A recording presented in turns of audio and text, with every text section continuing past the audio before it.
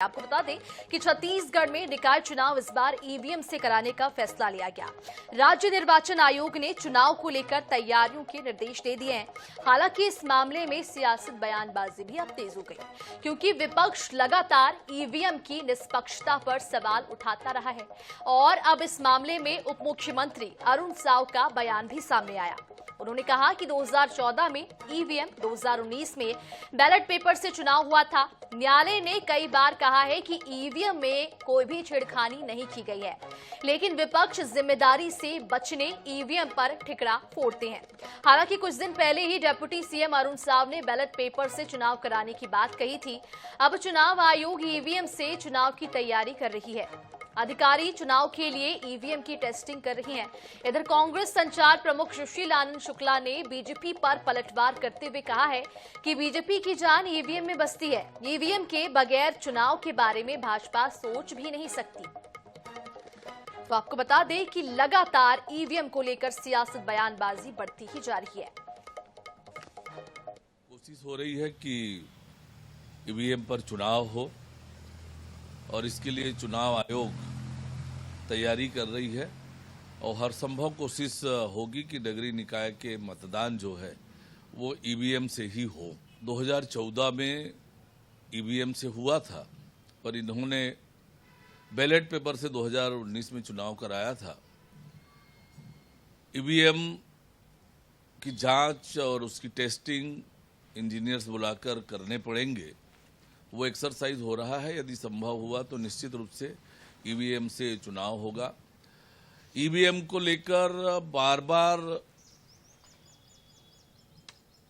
2500 बार माननीय सर्वोच्च न्यायालय ने, अन्य संस्थाओं ने ये बहुत स्पष्ट रूप से कहा है कि ईवीएम में किसी तरह की छेड़छाड़ की कोई गुंजाइश नहीं है। पर ये विपक्षी दल और विशेषकर कांग्रेस पार्टी अपनी जिम्मेदारी से बचने के लिए लगातार ईवीएम पर ठिकरा फोड़ते हैं। पहले इन्होंने घोषणा किया कि बैलेट पेपर से चुनाव कराएंगे और जब लगातार जो फीडबैक आ रहा है उससे इनको स्पष्ट लगने लगा कि नगरीय निकाय चुनाव में बुरी तरीके से पराजित होंगे, तो फिर से यू टर्न लिया और घोषणा कर दिया कि ईवीएम मशीन के माध्यम से नगरीय निकाय का चुनाव होगा। दरअसल भारतीय जनता पार्टी की जान ईवीएम में बसती है। वो ईवीएम के अलावा चुनाव के बारे में कभी सोच ही नहीं सकती। उसे मालूम है कि जिस दिन बैलेट पेपर से चुनाव होने लगेंगे उसका बंटाधार होना तय है। ईवीएम मशीन की तैयारी में समय लग रहा था और इसलिए पोस्टल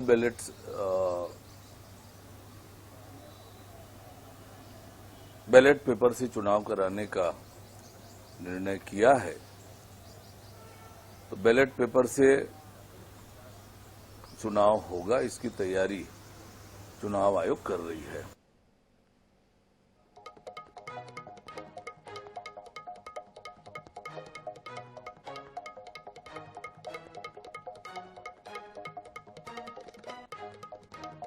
तो आपको बता दें कि छत्तीसगढ़ में लगातार ईवीएम को लेकर सियासत अभी गरमाई हुई है। कुछ दिनों पहले अरुण साव ने बयान दिया था कि ईवीएम मशीन की तैयारी नहीं हो पाई है, समय लग रहा है उससे, इसीलिए बैलेट पेपर से निकाय चुनाव किए जा रहे हैं। लेकिन 15 दिन के भीतर ही उन्होंने अपना बयान बदल दिया।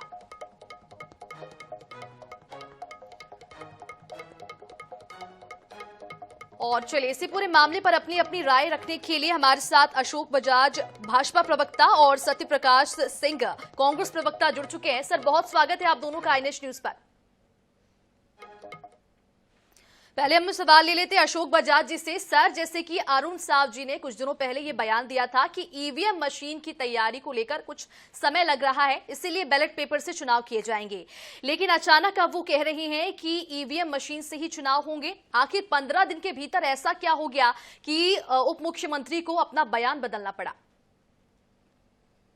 15 दिन पहले ऐसा लग रहा कि शायद ईवीएम तैयार नहीं है, लेकिन 15 दिन में हमारे सरकारी अमले ने पूरी व्यवस्था कर ली है, तो ईवीएम से होना चाहिए। ईवीएम जो है सर्व सुलभ है और ईवीएम से अब लोगों को आदत भी पड़ गई होता है कि नगरीय निकाय में संभव भी है साथ ही साथ नए जमाने का एक वोटिंग सिस्टम है, तो इसको लागू करने में कोई दिक्कत नहीं है, किसी को परेशानी नहीं होनी चाहिए। ये बहुत अच्छी बात है, ईवीएम से हो रहा है। और जो लोग बैलेट पेपर से की बात करते हैं वो देश को 30 साल पीछे धकेलना चाहते हैं, पुरानी पद्धति में लाना चाहते हैं। सर, बात परेशानी की नहीं है, बात यहाँ पर बयान की है। अरुण साव ने कुछ दिनों पहले ये बयान दिया था कि ईवीएम मशीन की तैयारी में कहीं ना कहीं समय लग रहा है, इसीलिए बैलेट पेपर से अब चुनाव किए जाएंगे। आखिर ऐसा क्या हो गया कि उन्हें अपने बयान से पलटना पड़ा? चूंकि चुनाव कुछ दिन के लिए आगे बढ़ गए, ये छत्तीसगढ़ पिछड़ा वर्ग कल्याण आयोग की रिपोर्ट आने और किसी अन्य प्रकार की व्यवस्था कारण चुनाव 10-15 दिन आगे चल रहे हैं। तो इसका मतलब है कि जब ईवीएम जब तैयार हो गया है तो फिर बैलेट पेपर से कराने की क्या जरूरत है। आज के समय में पेपर लेस युग आ गया है, तो ईवीएम बहुत पर्याप्त एक साधन है और उसके माध्यम से आ जाएगा रिजल्ट, निष्पक्ष रिजल्ट आएगा, कोई दिक्कत नहीं। सत्यप्रकाश जी, अभी आपने बीजेपी प्रवक्ता जो हमारे साथ जुड़े हैं अशोक बजाज जी, उन्हें सुना, आपका पहला रिएक्शन क्या होगा इस पर?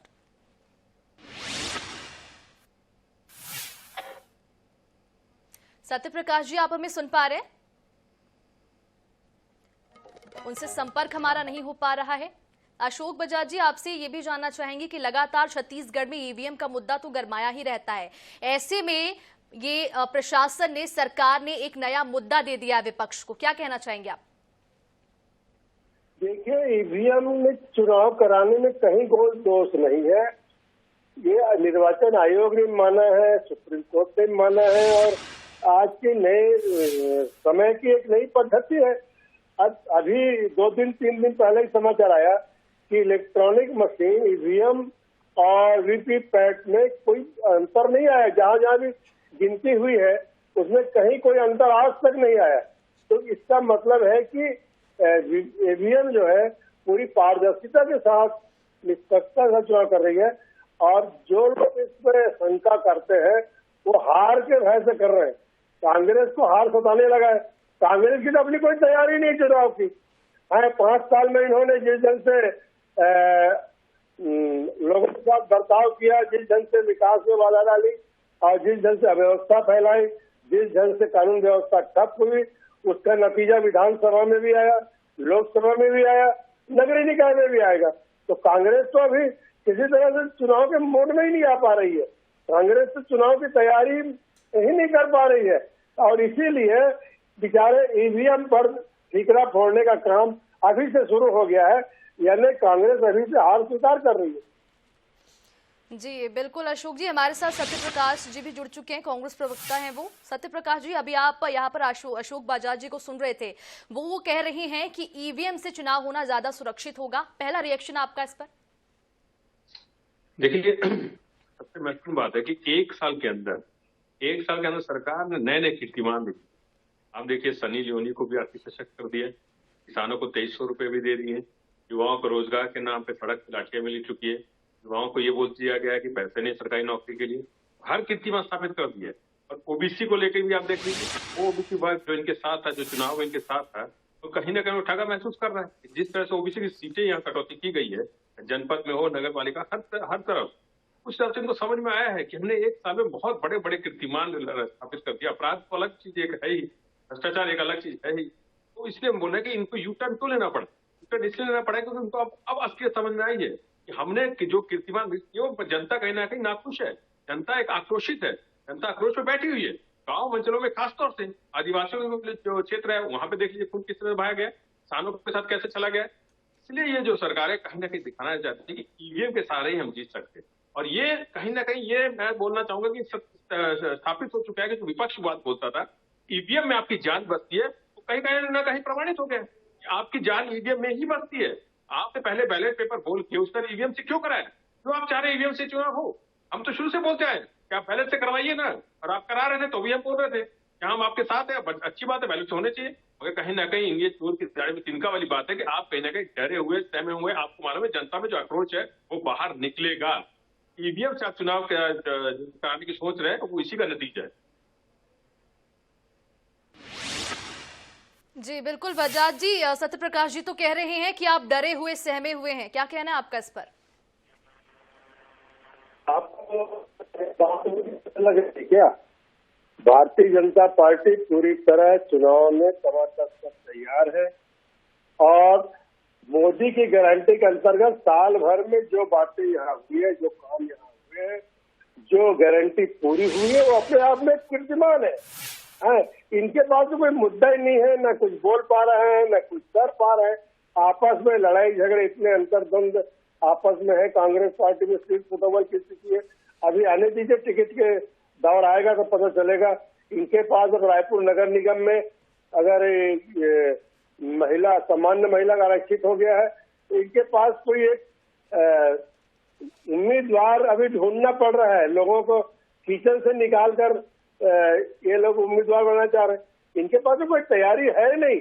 इनके पास केवल भाजपा के खिलाफ माहौल बनाने के अलावा इनके पास कोई काम नहीं है। केवल भाजपा के खिलाफ माहौल बनाना, झूठे आरोप लगाना, यही आदत है। 5 साल पहले इनको झांक कर देखना चाहिए कि अभी देखिए ना, अभी शराब का मुद्दा आएगा। गांव गांव में जिस ढंग से इन्होंने शराब की नदियां बहाई थी और कहा था कि हम नशा मुक्त छत्तीसगढ़ बनाएंगे, नशा मुक्त गांव बनाएंगे, लेकिन क्या किया इन्होंने? 5 साल में नदियां बहा दी है। ये मुद्दा भी आएगा, इनके कैंडिडेट अभी जाएंगे तो उनको सब लोगों के सामने सफाई देते देते वो कुछ कर नहीं पाएंगे, कुछ कर नहीं पाएंगे।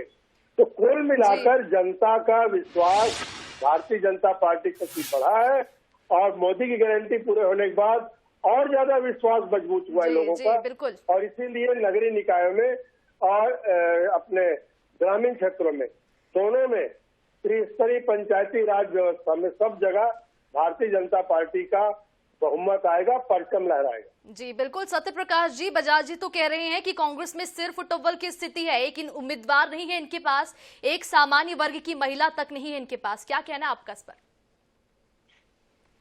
देखिए, अशोक बजाज जी को बताना चाहूंगा कि अभी बात कर रहे हैं। देखिए, एक चीज मैं बोलना चाहूंगा, इन्होंने बोला कि इनके पास सिर्फ फुटबॉल है, इनके पास उम्मीदवार नहीं। अभी कुछ दिन पहले पूरी प्रदेश जनता ने देखा है, मंडल अध्यक्ष के नाम पर, आपके जिला अध्यक्ष के नाम किस तरह से फुटबॉल हुआ है, वो जनता देखा है। किस तरह से आपके कार्यकर्ता आरोप लगा रहे हैं, किस आपके कार्यकर्ता पैसों की बंदरबांटी पे आरोप लगा रहे हैं। इससे पहले अपनी आइंदा की ताकत कर रही है। अब देखिए, एक चीज मैं बोलना चाहूंगा, अशोक बजाज जी हो या ये प्रदेश के या शीर्ष नेतृत्व जितने भी बीजेपी के हैं, उन सबकी मानसिकता क्या है औरतों को लेकर? देखिए, अशोक बजाज जी ने भी बोला ये तो महिलाएं ढूंढे जिसको किचन से लेकर आएंगे। अशोक बजाज जी, यही आपकी मानसिकता दिखती है। ये सही बात बोल रहे हैं आप। हम उन्हीं महिलाओं को लेकर आएंगे, आपके जैसे नहीं है वीवीआई की महिला को नहीं लेकर आएंगे। हम उन कार्यकर्ता महिलाओं को लेकर आएंगे जो जमीन पर लड़ते हैं। हम वो किचन भी संभाल सकती है दिखाएंगे और वो शहर की सरकार भी संभाल सकती है दिखाएंगे। ये महिलाओं का अपमान मत कीजिए कि उनमें शक्ति नहीं है कि सिर्फ किचन संभाल सकते। आपकी भाषा से नहीं दर्शाते हैं। हम उन्हीं महिलाओं को लेकर आएंगे जो किचन संभालेगी, जो अपने घर परिवार संभाल सकती है, शहर की सरकार भी संभाल सकती है। इसलिए हम बोल रहे हैं कि महिलाओं की उम्मीदवारी हमारे यहाँ कितनी है सबके सामने, और इनके यहाँ कितनी है ये बता दीजिए। ये महिलाओं को से अपमानित करने का काम ना करे। किनका किनका नाम चल रहा है, किनकी कितनी धर्मपत्नियों का नाम चल रहा है, सबके सामने। हमारे पार्टी में महिलाओं के लिए सम्मान भी है, महिला उम्मीदवार भी है, और सबसे महत्वपूर्ण बात जी बिल्कुल, तो आरोप प्रत्यारोप का दौर तो जारी ही रहेगा, लेकिन जनता सब जानती है, फैसला तो जनता ही लेगी। हमारे साथ जुड़ने के लिए आप दोनों का बहुत शुक्रिया।